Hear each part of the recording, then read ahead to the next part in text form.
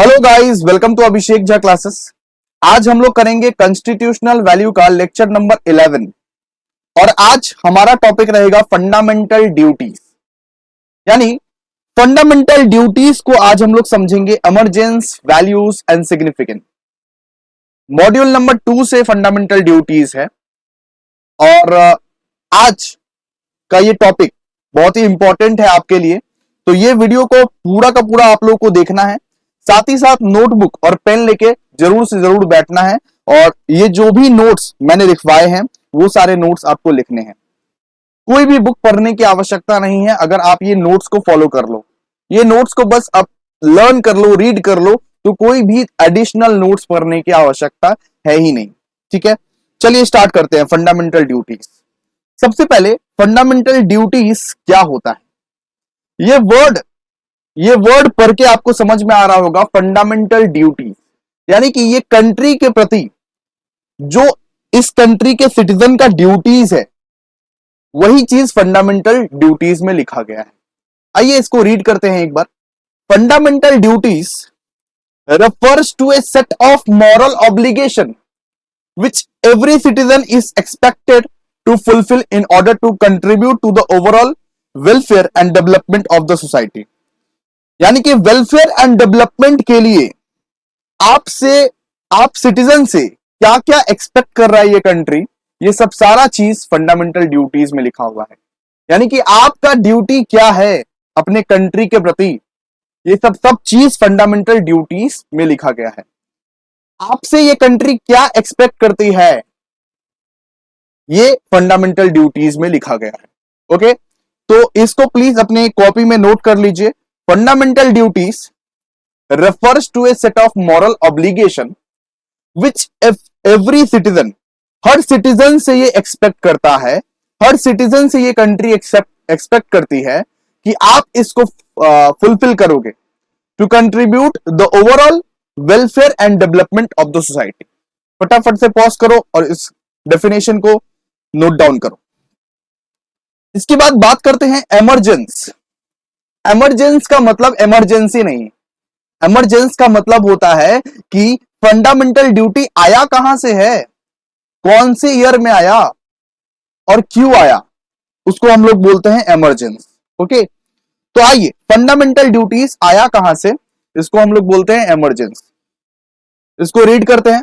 Fundamental duty emerged as a crucial aspect of the Indian Constitution with the 42nd Amendment in 1976।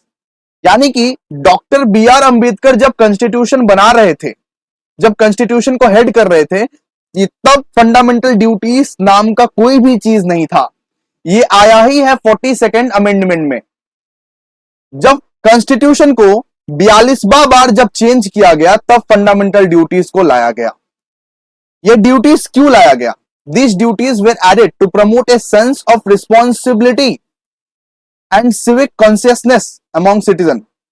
Citizen को अपने responsibility दिखाने के लिए कि आपके कंट्री के लिए आप भी रिस्पॉन्सिबल हो, आपके भी कुछ ड्यूटीज हैं, आपको भी आपके कंट्री के लिए काम करना है। हम लोग बातों ही बातों में बोलते हैं ना कि देश के लिए मर मिटेंगे, तो जरूरत पड़ेंगे तो देश के लिए कुछ भी कर सकते हैं, देश के हित में कुछ भी कर सकते हैं। ये रियलाइज करवाने के लिए ये फंडामेंटल ड्यूटीज आया है, जिससे सिटीजन को अपना रिस्पॉन्सिबिलिटी का अवगत हो सके। ठीक है, तो इसको भी अपने कॉपी में आप लोग लिख लीजिए, इमरजेंस। इमरजेंस बोल के लिख लीजिए। देखिए आ सकता है ये क्वेश्चन। इसके बाद हम लोग पढ़ेंगे वैल्यूज। क्या क्या वैल्यूज हमें प्रोवाइड करती है फंडामेंटल ड्यूटीज। फंडामेंटल ड्यूटीज देख के पढ़ के क्या समझ में आता है हम लोग को, क्यों फंडामेंटल लाया गया था, क्या क्या वैल्यूज प्रोवाइड करती है, तो देखिए आइए शुरू करते हैं। सबसे पहला point, fundamental duties emphasise the love and devotion toward one country. एक कंट्री के प्रति लव एंड डिवोशन को रिप्रेजेंट करता है फंडामेंटल ड्यूटी। फंडामेंटल ड्यूटी पढ़ के समझ के आपको यह समझ में आता है कि अपने कंट्री को कितना प्यार करना है और कैसे प्यार करना है, और अपने कंट्री के लिए ईमानदार हमेशा रहना है, ये समझ में आता है आपको। ठीक है, तो fundamental duties emphasise the love and devotion towards one country. हम लोग सिर्फ एक ही कंट्री को प्यार करते हैं, वो है हमारा भारत। ये चीज हमें फंडामेंटल ड्यूटीज को पढ़ के और भी ज्यादा समझ में आता है, और भी ज्यादा मोटिवेट करता है ये चीज। ठीक है, तो ये है पहला वैल्यू। दूसरा, citizen are expected to uphold and respect the ideals enriched in constitution. तो कॉन्स्टिट्यूशन में जो भी लिखे गए हैं, जो भी लॉ है, जो भी रूल्स है, हम लोग उसको रेस्पेक्ट कर रहे हैं। सिटीजन को ये रिस्पेक्ट करना पड़ता है। जो भी रूल्स एंड रेगुलेशंस बनाए गए हैं कॉन्स्टिट्यूशन के हिसाब से, प्रधानमंत्री, मुख्यमंत्री, सबको आपको रिस्पेक्ट करना है। तो respect the ideals interest in constitution, तो ये एक्सपेक्ट करता है। ओके, अब थर्ड वैल्यू, इसको आप लोग लिखते भी जाइए। इन दो पॉइंट्स को पहले पॉज करके लिखिए, पॉज कीजिए वीडियो को और लिखिए। अब third point, it promotes the spirit of brotherhood and unity amongst diverse community. देखिए भाई, इस देश में बहुत सारे कम्युनिटीज हैं, हिंदू, मुस्लिम, सिख, ईसाई, सबके बीच में भाईचारा लाता है ये फंडामेंटल ड्यूटीज। ये फंडामेंटल ड्यूटीज सबका है, ये देश सबका है, तो ये देश के प्रति कर्तव्य भी सबका होना चाहिए। हिंदू का जो कर्तव्य है वही कर्तव्य मुस्लिम का भी है। बॉर्डर पे सिर्फ हिंदू नहीं रहता, बॉर्डर पे हिंदू, मुस्लिम, सिख, ईसाई, सभी जाति, सभी वर्ण के लोग रहते हैं, और सभी का ये देश के प्रति पूरा कर्तव्य है, और उस कर्तव्य को पालन करना सिखाती है, और साथ साथ ब्रदरहुड भी और यूनिटी भी सिखाती है। समझे कि नहीं बताओ? It promotes the spirit of brotherhood and unity among diverse communities. Clear है? 4, अब चौथा value, the fundamental duties stress the importance of treating the fellow citizens with dignity and respect. तो फंडामेंटल ड्यूटीज हमें यह भी बताता है कि जो भी सिटीजन है, जो भी इंडियन सिटीजन है, उसको आप रिस्पेक्ट से देख रहे हैं, उसको आप डिग्निटी से पहचान रहे हैं, रिस्पेक्ट से, है ना। मान लीजिए कोई अगर डॉक्टर है तो उसको डॉक्टर कह के बुला रहे हैं, कोई अगर सर है तो उसको सर कह के बुला रहे हैं, कोई जो भी पोस्ट है उस पोस्ट को आप सम्मान दे रहे हैं, उसको डिग्निटी से बुला रहे हैं। तो जो भी सिटीजन है, जो भी आपके भाई बहन हैं ये देश के, उनको आप रिस्पेक्ट के नजरिए से देख रहे हैं। ये फंडामेंटल ड्यूटीज आपसे एक्सपेक्ट करती है दोस्तों। क्लियर है? 5th number point, fundamental duties highlights the significance of promoting educational and cultural value. भाई फंडामेंटल ड्यूटीज एजुकेशनल और कल्चरल वैल्यू को भी बढ़ावा देती है। फंडामेंटल ड्यूटीज पढ़ के ये भी समझ में आता है एजुकेशन और कल्चरल वैल्यूज को कितना ज्यादा प्रमोशन का दरकार है, कितना ज्यादा पढ़े लिखे लोगों का होना इंपॉर्टेंट है ना, कि सभी जाति, सभी धर्म को हम लोग इक्वल तरीके से रिस्पेक्ट कर सके। कोई हिंदू, कोई मुसलमान, कोई सिख, कोई जैन नहीं है इस देश में, सभी एक है। इसीलिए फंडामेंटल ड्यूटीज हम लोग पढ़ रहे हैं। क्लियर है? इसके बाद अब हम लोग पढ़ेंगे, आप लोग इसको नोट कर लिए होंगे, अभी तक हम लोग एमर्जेंस और वैल्यू पढ़ लिए हैं। अब हम लोग पढ़ेंगे सिग्निफिकेंस। अब हम लोग क्या पढ़ेंगे? सिग्निफिकेंस। चलिए आइए, सिग्निफिकेंस मतलब इंपॉर्टेंट क्या है फंडामेंटल ड्यूटीज में, फंडामेंटल ड्यूटीज का इंपॉर्टेंस क्या है, इसके आने से क्या क्या बदलाव हो सकती है ना।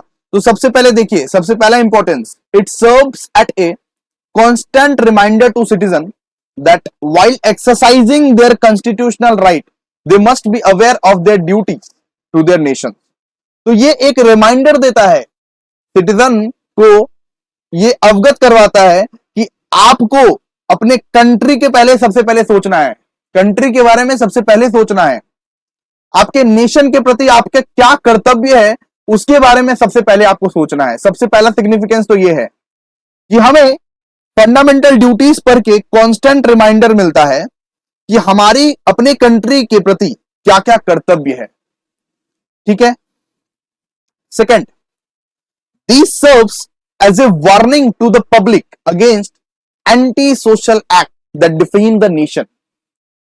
तो ये एक वार्निंग भी है, ये एक पब्लिक को, सिटीजन को वार्निंग भी है कि अगर आप कोई एंटी सोशल काम करोगे, अगर आप कोई देशद्रोही वाला काम करोगे तो आपके साथ अच्छा नहीं होगा, बिकॉज फंडामेंटल ड्यूटीज में आपका कर्तव्य कुछ और है, लेकिन आप काम कर रहे हो देशद्रोह वाला, तो आपके साथ अच्छा नहीं होगा। ये फंडामेंटल ड्यूटीज उनको वार्न करता है, उनको वार्निंग देता है। क्लियर? थर्ड वाला, अब third importance, this contributes to the development of a feeling of discipline and patriotism. यानी इसको पढ़ के, इसको देख के, फंडामेंटल ड्यूटीज को हमें पढ़ के ये रियलाइज होता है, ये फीलिंग बढ़ता है कि हम देशभक्त हैं, है ना। हमारी देशभक्ति की फीलिंग और भी ज्यादा बढ़ जाती है, हमारी देशभक्ति की फीलिंग डेवलपमेंट कर जाती है, डेवलप हो जाती है। क्लियर? इसके बाद, parliament has the authority to impose any form of penalty और punishment for the any violation of the fundamental duties. अगर आप अपने फंडामेंटल ड्यूटीज को फॉलो नहीं करोगे तो पार्लियामेंट आप पे कोई भी पेनाल्टी लगा सकती है या कोई भी पनिशमेंट दे सकती है। तो फंडामेंटल ड्यूटीज को एवरी सिटीजन को कंपल्सरली फॉलो करना है। जो आपके देश के प्रति कर्तव्य है उसको सबसे पहले फॉलो कीजिए। अपने फैमिली के बारे में नहीं, सबसे पहले अपने देश के बारे में सोचना है। सिर्फ जवान का काम नहीं है कि देश को सुरक्षा देना, आपका भी काम है, हर सिटीजन का काम है। 140 करोड़ जो कंट्री में रहते हैं, 140 करोड़ लोग, उनका काम है कि हमेशा ये कंट्री को ऊपर देखना। अगर आप फंडामेंटल ड्यूटीज को वायलेट करते हो तो उसके लिए पनिशमेंट अलग से देगी आपको, मतलब कि पार्लियामेंट। ठीक है, तो पार्लियामेंट के पास पावर है कि वो आप पे पेनाल्टी लगा सके या तो पनिशमेंट दे सके for any violation of fundamental duties. तो आज तो फिलहाल इतना ही पढ़ें। इसके बाद भैया ये तो बताइए कि फंडामेंटल ड्यूटीज है क्या क्या। उसके लिए आपको देखना पड़ेगा नेक्स्ट वीडियो। तो आर्टिकल नंबर 51A, नेक्स्ट जो वीडियो हम लोग देखने वाले हैं वो आर्टिकल नंबर 51A देखने वाले हैं, जो कि ये बताता है कि हमारे पास कितने फंडामेंटल ड्यूटीज अवेलेबल है। वैसे मैं बता दूं कि हमारे पास कुल 11 फंडामेंटल ड्यूटीज अवेलेबल है, जो आपको नेक्स्ट पार्ट में देखने को मिलेंगे। तो सबसे पहले इस वाले वीडियो को लाइक कर दो, तभी नेक्स्ट पार्ट आएगा। जितना ज्यादा लाइक करोगे उतना लाइक नेक्स्ट पार्ट के लिए बहुत जल्दी आ जाएगा। ठीक है, तो चलिए मिलते हैं नेक्स्ट वीडियो में, तब तक के लिए बाय, और आज इतना ही।